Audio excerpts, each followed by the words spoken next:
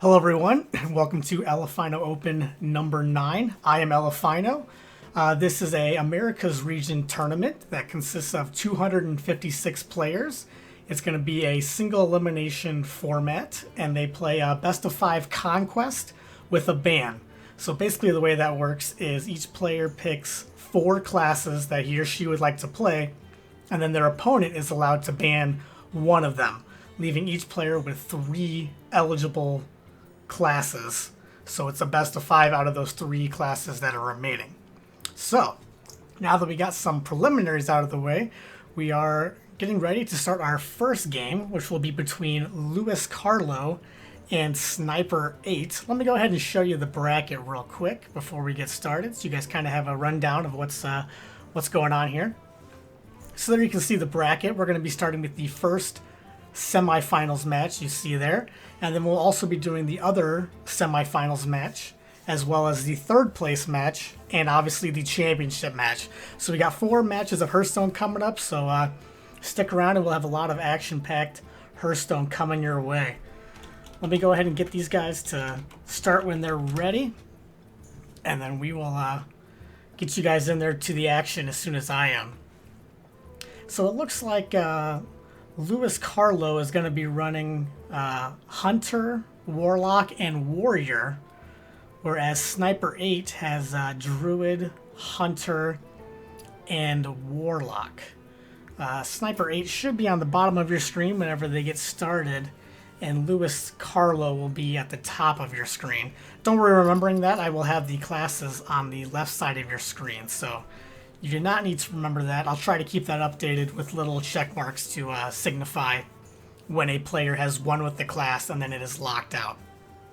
Because in Conquest format, if you're not familiar, basically once you win with a class, it's locked out of play for the remainder of that match. So you can only win with a class once. You can lose with it up to 3 times, theoretically, but you can only win with it once. So they are added, they're getting ready to go, and then hopefully we will get you guys into some action. They've been waiting patiently. They've had a long day of Hearthstone. It was 256 players, as I stated earlier, and then they finished just a tad earlier, but I wanted to start the stream on time, so we didn't do the stream until just now. So they were very patient with me, so I want to thank all the players for that. Also, I thought we'll take this time to at the bottom of your screen you can see the Strivewire logo. That's to signify strivewire.com. It is a open website that hosts a lot of open tournaments. They have tournaments for the Americas region as well as the European region, so whether you're on either server, you can get into a lot of open tournaments on there. Most of them are free, if not all of them are free. So, okay, here we go. They are ready to battle, so let me get you guys into this action. Let me go ahead and flip over Luis Carlo's cards for you. There we go. Okay, so it looks like Sniper's going to be going first on the bottom of your screen. He opened up with Warlock. Luis Carlo also, obviously, opening up with the Warlock. Very strong class right now. Looks like Sniper has the Reno variation, as identified by Reno, so not a hard call there. Whereas it looks like Luis Carlo might be running a little bit slower. It's kind of hard to tell based on the hand that he has. I don't think it's quite Zoo, so I think he's running more of the combo / Reno variation as well. Kind of signified by the Zombie Chow. That's not usually run in full-blown Zoo. That kind of signifies a slower deck, because you'll be healing your opponent. Whereas Zoo, you just want to chip away at him as much as you can with those little annoying minions. See what this Implosion goes for. Ooh, only 2. That's okay. He can trade it off with the Peddler, so not game breaking for him. He's even got the Zombie Chow to pick off one of those 1/1s. So as far as 2 rolls go on Implosion, that wasn't the worst ever. He had the backup plan to clean up a little bit afterwards. Sniper now down here. Kind of an awkward turn. Not enough minions for the mind control tech, so maybe he'll just throw the defender and start getting a value trade on those 1/1s. He's going to opt for the hero power instead. Very viable play as well. Also going to go ahead and Dark Bomb off that zombie chow, heal himself back up, and kind of keep this board manageable. So back over to Lewis Carlo. He's got a couple plays he can do. He's going to throw out the Imp Gang boss, very strong 3-drop, very annoying to get rid of, as it generally produces a few 1/1s on its way out the door. So now down here, another slightly awkward turn for Sniper. There goes the tap, as kind of expected, and then doesn't have much to follow it up with, so he's just going to toss it back over to Lewis Carlo. There goes the Jeweled Scarab. You should be able to see the cards on there. Yep, that's awesome. He's going to go with the Drain Life for a little bit of heal later on. Also followed up with a tap. They both know that they're facing very similar decks to their own. So neither is running the full-blown Zoo. So they feel a little bit more healthy, or a little bit more patient with those taps. Feel more comfortable, I should say. Playing a slightly slower game. But Owl's going to take care of that Sylvanas very nicely, along with this Power Overwhelming. And that was a really strong turn for Lewis Carlo, able to deal with that very efficiently without losing any of his, losing too much of his board and having Sniper steal one especially. So good play for him. Back down to Sniper. Lotheb seems pretty good here. The trades aren't super efficient for Lewis Carlo, especially since Sniper just saw a Power Overwhelming come out. So looks like he's going to have to sink most of his board into it, and that's exactly what he's doing. He's left with a 1/1, and then now he's going to throw the Sludge Belcher out as well, and then tap just to see what he gets for future turns. Sounds good to me. Sniper, he would like to get that Defender of Argus out on something, but he hasn't really been able to establish much of a board. He's thinking about the Tempo Reno, it looked like, but he's going to opt for the Heal Bot instead. Get a lot more value out of that Reno. I think he was hesitant to play the Heal Bot because of how well it trades with the Sludge Belcher, but overall he's going to try to get more heal out of that Reno Jackson later on. Unfortunately for him, Lewis Carlo also had the heal to get his Sludge Belcher all the way back up to full, so that trade was essentially for free for Lewis Carlo. Just noticed the Ysera up there for Lewis Carlo. That's kind of an interesting check choice. Very strong card, just not generally seen in Reno or combo lock, so that'll be cool to see. Doesn't look like either of them is running the combo variation. The combo being Leroy Jenkins, Power Overwhelming, Faceless Manipulator. In that order is 20 damage. Assuming that you had at least one of those discounted by Emperor. But both of them look to be running more of the traditional handlock with the Molten Giants and the Jiraxis down there. You see Jiraxis on both sides actually now. See what Lewis Carlo can get out this Mortal Coil. He's got a fairly full hand. Looks like he's only at 9 though. So he's okay. He doesn't want to tap here unless he had a 2-drop, which he doesn't. So unless he taps into a 2-drop, he'd be burning a card next turn. So he just passes it back over. Sniper gonna clear out this board like he's been doing most of the game.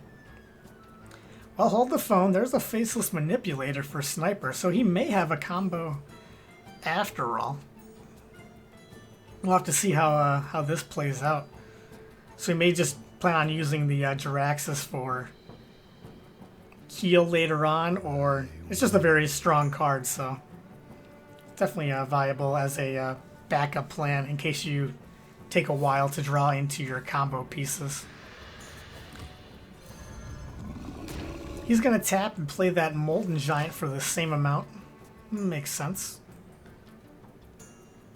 Kind of a cool trick, which most of you probably know, but since Molten Giant is reduced by the amount of health missing from your hero, you can generally tap and do the same plays with it. So that's kind of a cool tip to have. Here comes a Demon Wrath. Going to clear that up for the most part. Still left with a 3-3, which doesn't trade very favorably into the Sludge Belcher for Lewis Carlo. Very similar to the Healbot situation we saw earlier. So it looks like Sniper might be able to finally take board here, but that Ysera coming down is going to be really annoying for Sniper. He does have the Owl to slow it down a little bit. He's also got the Twisting Nether, where he could Power Overwhelming Big Game Hunter it if he wants to kill it off. That'd be kind of a snazzy play. Siphon Soul obviously would have been the ideal answer here, but unfortunately, he does not have it yet. So it looks like he's just going to silence it and throw the Rag out there. And just prevent value off the Ysera. The Rag hits the Ysera, so that's good for Sniper.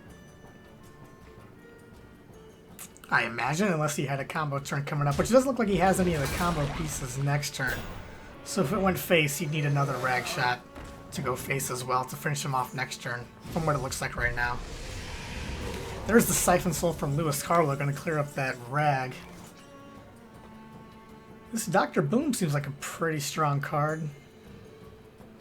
He's going to start with the Mortal Coil to see what he draws into. Very smart play from him.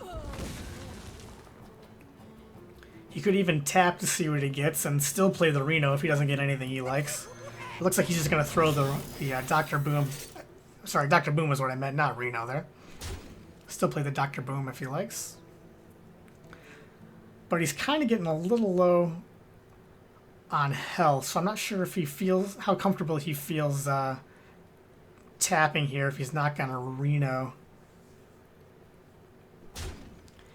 His opponent would need to clear that taunt and do 13 damage. So now he's just going to throw the Stun Fury out there too. That makes a whole lot of sense. So now instead of the tap, so now he's just put up a much bigger wall for Lewis Carlo to have to get through. Lewis Carlo does have the Twisting Nether, which seems pretty strong for him. He's going to start with the Nightmare though. Trade into the Dr. Boom, Demon Wrath, and clear the board very nicely. Able to Reno for 19 health. Put himself back up to full, and he's still got a 9-4 on the board, which Sniper cannot deal with super cleanly right now. Very interesting. He's got the big, or I should say, he's got the Big Game Hunter, so that can deal with it pretty nicely. But he can't deal with the board as a whole very cleanly. Is really what I meant, I suppose. Emperor generally looks pretty good, but he's really low as well. So he's got to, without any taunts left, he's got to be feeling the pressure a little bit to tap, especially with 13 damage on the board right now. If he can Big Game Hunter and Reno, so that would be 4 damage on the board. So he does feel fairly safe. He's just going to throw out the Emperor Thors in there. He's got 2 combo pieces discounted.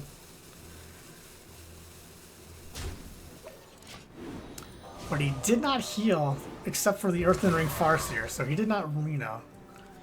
So his opponent's going to need 12 damage from hand.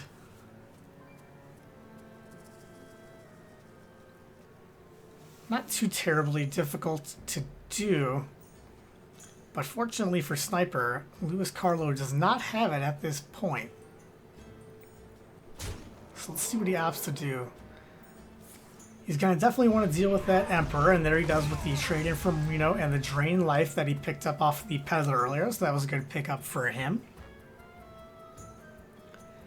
He's flirting with the Healbot and the Sun Fury as well, so doesn't feel super great to throw out the Healbot when you don't get any value off of it, but he's valuing the board control right now over the heal aspect of it later.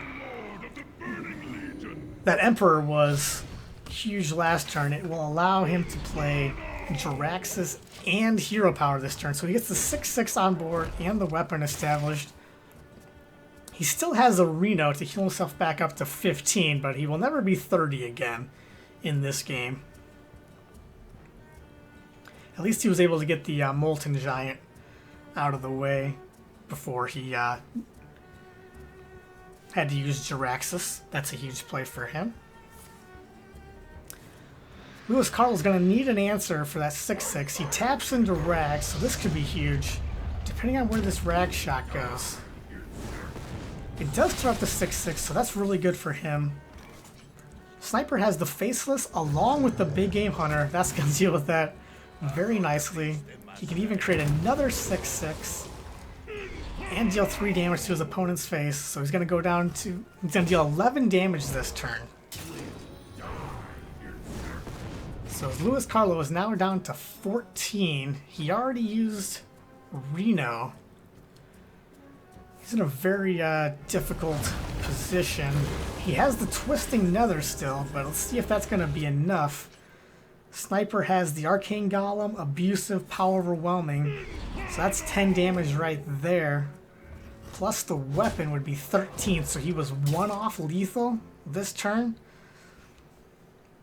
So that's unfortunate for him. Always feels bad to be 1 off lethal, if my math was correct. So he's going to hold that for a turn. He's got the damage, so assuming Luis Carlos doesn't heal, which we've seen most heal come out, but none of the taunts, so this taunt is going to slow down Sniper just a tad. We'll see what he opts for here instead. He's just going to go with the trade. Obviously that makes sense, and then he still has the damage through it. I don't know what I was thinking. I forgot he had the 6-6 on board to trade in very nicely. I was assuming the Sun Fury was going to come out as well and taunt up the Defender of Argus, but it did not, so that left the 6-6 free to trade with the taunt on the board, and we had the burst from hand we talked about. So Sniper is going to go up 1-0, taking the first game in the series. So congrats to Sniper. So we'll go ahead and give his Warlock a check mark when we get back in there. Hopefully I'll remember. And they should be starting the second game pretty soon. Sniper will have to change decks. He cannot play his Warlock again. But Luis Carlos is free to play any of those 3 decks that were not banned. So we'll see what he opts to switch for. Or a lot of players tend to stick with the same deck that they just lost with. So we'll see. Sometimes some mind games will come in there, and they will switch it up to kind of trick their opponent. But we'll see. They're getting ready to start game 2, so we'll find out right now. Oh, and just as I said, Luis Carlos did decide to switch. He's going to go with the Warrior on the top of your screen there. Sniper 8 on the bottom. Opted to go with Druid next, a very strong card. A very strong class, I should say. Has the combo, obviously, which is can be very devastating. He does have the Wild Growth, but it's kind of awkward because he has a 3-drop already. So Wild Growthing and then playing a 3-drop regardless is not ideal, but it's not the end of the world, and he's got to play it because that's what he has. The only thing I was trying to get at is when you Wild Growth, the dream is to have a 4-drop like a Shredder to follow it up to kind of take advantage of that accelerated mana gain.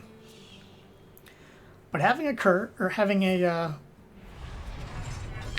is very nice as well, and especially if that shade is not able to be destroyed by the weapon of Luis Carlos. So now Sniper picks up that Innervate, so he's going to be able to Innervate out a 7-drop, refill his hand even more. So he hasn't had to give up any card advantage really, and he's got a very strong board on turn 4 technically. So Luis Carlos forced to swing into that and execute it down.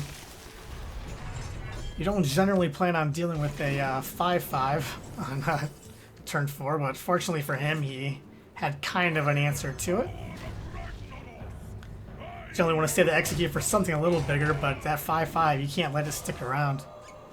So now Sniper feels really safe to just drop the Emperor. He doesn't have any combo pieces in hand, but it's going to be really annoying for Luis Carlos to deal with. He's going to have to take the 50-50 brawl here, and no matter what survives, he can't kill it with the weapon swing because he doesn't have an execute. He did have coin into execute, but Fortunately, didn't have the execute, so that ends that dream. So now Sniper going really aggressive. He sees that Luis Carlo did not have an answer for his board, so he's just going to throw out the Ancient of War and Uproot, which you very, very rarely get a chance to see, so this is kind of cool. Got that 10-5 over there. He even saw the Brawl come out, so he feels really safe just making a large board, forcing Luis Carlo to deal with it. And wow, the acceleration for Sniper, accelerated mana curve, just too much for Luis Carlo this game. And Sniper's going to quickly take game 2 and go up 2-0 in the series. So that's the power of Druid and that Wild Growth, especially with the Innervate on the backside to card draw. He just had all the pressure, and the Warrior didn't really have the answers to keep up quite that quickly. He held on pretty good with the Execute and the Brawl, so fortunately he at least had kind of an answer there, but that was a lot of pressure coming in really fast. So there's the check mark for Sniper's Druid. So he's going to go with his third and final class, which is Hunter. And Luis Carlo, maybe losing a little bit of faith in his Warrior, is going to go back to that Warlock we saw earlier. So Sniper on the coin, it looks like he's more of the mid-range type. So he's going to be able to coin out one of those 2 drops, depending on which one he prefers. He's going to go with the Mad Scientist, strong choice. You want to get those secrets out of your deck before you draw them. Luis Carlo has the Jeweled Scarab, which trades very favorably for Sniper 8, so he's going to be able to clean that up very nicely. And follow it up with a little bit more pressure in the Haunted Creeper. He's just going to decide to go face with it. Makes sense for him. If Sniper can't deal with it, he can get more of a value trade with that Creeper next turn on the 1/1. So he's just going to put the pressure on, and maybe see if he can't kill Luis Carlo before he's able to draw into that heal on the Reno. So wants to keep the pressure on early and often, I believe, in this matchup, and just kind of start the clock and really keep Luis Carlo playing defensively. Let's see what that secret was. It's a Freezing Trap. So we were pretty sure that he was more the mid-range variation with that Savannah Highman earlier, but especially with that Freezing Trap. So Luis Carlo forced to Dark Bomb, just one of those little 1/1 spiders that came out. So that doesn't feel super great for him. It's a good sign for Sniper, because Luis Carlo is definitely feeling the pressure if he's Dark Bombing that 1/1. Leaves him free to Hellfire this turn and clean up the rest of the board. So again, playing super defensive, just clearing Sniper's board every turn. So he hasn't established the board to proc any of those secrets, though. So Sniper, having the other weapon, just go ahead and swing with that one, get the second charge out of the way, and establish the second one. This is a Bear Trap, so probably the most common 2 secrets in mid-range. If it was Face Hunter, we probably would have seen an Explosive Trap. Savannah Highman, a really strong drop on turn 6, so he's just going to fling that out there. Looks like he's going to go with the Face. Makes a lot of sense. Not a whole lot of value in swinging into the Refreshment Vendor there, especially since your Highman can deal with it very nicely. Luis Carlo does have the Reno that he picked up a couple turns ago, so that's good for him, able to top himself back off. But Sniper, not too afraid of that Reno. He has a lot of pressure on the board, and possibly even kind of relieved to see the Reno out of the way already, so now he's free to just really go ham on Luis Carlo's face. So he's going to taunt up the Highman and slam it into the face and force Luis Carlo to have the answer. He has a pretty good one in that Big Game Hunter you just saw, following up with that Shadow Flame. Really strong turn for Luis Carlo, and he may be able to swing this around. He can even get that Reno back because of the Freezing Trap. I was talking so much I didn't get around it to until now, but definitely strong for Luis Carlo, able to get that Reno proc twice, potentially. So that's unfortunate for Sniper. It looks like the Warlock and Luis Carlo was able to stabilize. And he's got just those Unleash the Hounds in his hand, so he's going to try to put on as much pressure as he can with this board and the weapon and the hero power. Because he's potentially fizzling out, so he wants to get as much damage through as he can. Luis Carlo tapping. He can't tap into Reno this turn because it does cost more mana since it was freezing trapped. But he is able to heal just a tad and throw out the Sun Fury to taunt up and set up a pretty annoying board for Sniper. He's going to throw out the other freezing trap. Probably followed up with an Unleash the Hounds because why not? He can deal with both of those taunts with his weapon and the Unleash the Hounds and push 5 damage to the face. The hero power will be 2 more, so he can push 7 damage to face, but he also knows that Luis Carlo definitely has the Reno in hand, so you gotta see how aggressive he wants to go here. Looks like he is gonna clear off both of the taunts because you gotta get through them eventually. Seemed pretty efficient this turn. And then hero power because why not? And then slam those in the face. So Luis Carlo almost forced to clear the board here or heal.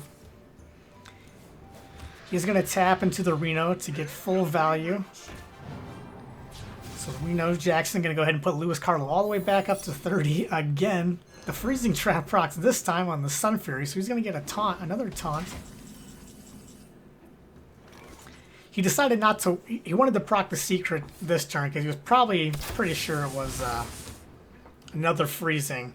And if it was freezing, then Sniper will not let that Reno Jackson live another turn anyway to prevent the heal a 3rd time. Hunter's Mark looks. It looks kind of tempting here, but you almost got to wait for a bigger threat.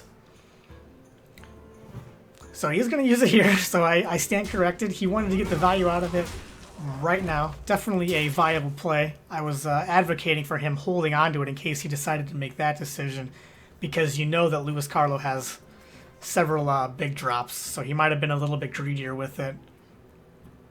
But he decided to maintain board control, which is definitely a good decision as well. Luis Carlo just going to throw down the rag. Looks like he's going to go with the Zombie Chaw for board presence as well. Why not? Let's see where the rag goes. It does through the Loatheb, so that's huge for him. Fel Reaver doesn't feel great, but he's pretty much has to do it. He's got nothing else. He's even going to throw out the Unleash the Hounds and send a little bit of damage to Luis Carlo's face. Remember, the only way for Luis Carlo to deal with this, as far as Sniper is aware, is if the rag hits the Fel Reaver. So he threw out those 1/1s to kind of give Rag more targets and hope that his Fel Reaver is able to survive another turn. But that taunt is going to make it really annoying. Ooh, and it even hits the Fel Reaver, so now he has very little options on Sniper's side to deal with anything, and he's just going to go ahead and concede this one over to Luis Carlo. He put the pressure on early and often, but unfortunately for him, Luis Carlo was able to hang around and stabilize, especially with those 2 procs off of Reno, so that was really strong for him. Really nice play from both players, and we'll see what can happen in Game 4. So Sniper is going to be stuck with his Hunter. He's got to win a game with that. He's got to win 1 out of these next 2 games with his Hunter to take the match. Whereas Luis Carlo will have to win with his Warlock and Warrior against that same Hunter. So, as I was, he just won with the Warlock, obviously. So Luis Carlo's going to have to win with his own Hunter and Warrior against this Hunter. So I apologize for that snafu. Let's go ahead and give the check mark to Luis Carlo's Warlock. There we go. The score on the left side of your screen should be correct. So Sniper didn't have a turn 1 play, not super uncommon, so he's just going to pass it back over to Luis Carlo, who has the coin. So he's able to toss out the Mad Scientist on turn 1, thanks to that coin. It looks like he's running more of the aggressive Hunter. He's got the Glaive Zuka and some charge minions up there. The Arcane Golem and such. So being able to get that Mad Scientist on board was huge for him because it gave him a target for that Glaive Zuka. Ooh, and he's even going to swing face with a weapon. He doesn't feel any pressure from that Mad Scientist.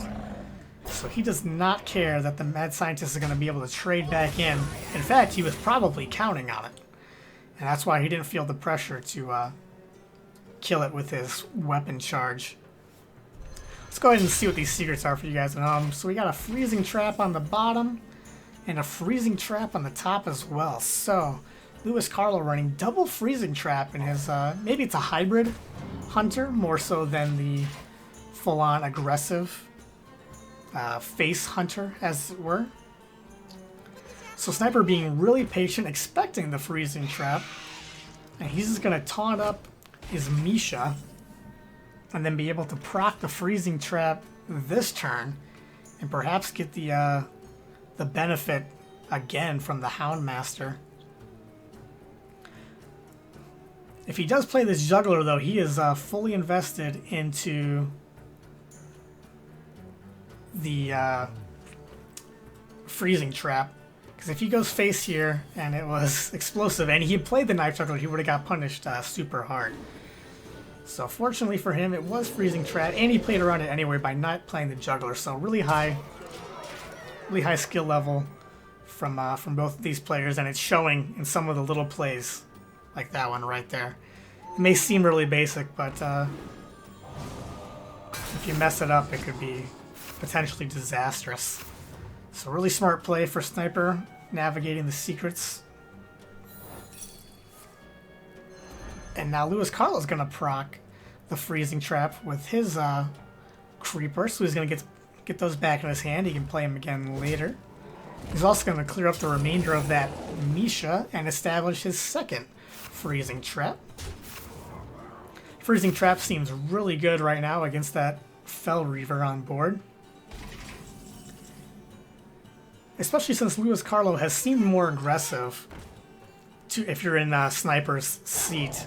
So kind of expecting 2 freezing traps in an aggressive Hunter is not generally played, but he plays around it. He gets the freezing again, able to clear the board and send 8 damage to the face. So really impressive play navigating these secrets. I, for one, definitely would have expected a explosive trap there, but Sniper was all over it, it appeared. Luis Carlo going to try to put a little bit of pressure on and start the clock, but it's already been started by Sniper and that Fel Reaver, so looks like he's going to be able to finish him off here. He's got double kill command and a hero power as well, so lots of damage on Sniper's end. Got lots of way to kill him, so that's going to go ahead and set off our first match. Sniper going to go ahead and take the victory, 3 games to 1. So congrats to Sniper, and we're going to thank Luis Carlo for playing in our tournament. He had a really nice showing today. Making the top 4 in a 256 player tournament is very impressive. So really high skill level from him, and we'll hope to see him back in future Elephino Opens. But that's going to do it for us in the first match. So we're going to go ahead and take a short break, and then we will be right back here with the second match. That will be between RDU and Akagi. So don't go anywhere. You don't want to miss that. I'll show the bracket here on the screen in a little bit, but stay tuned.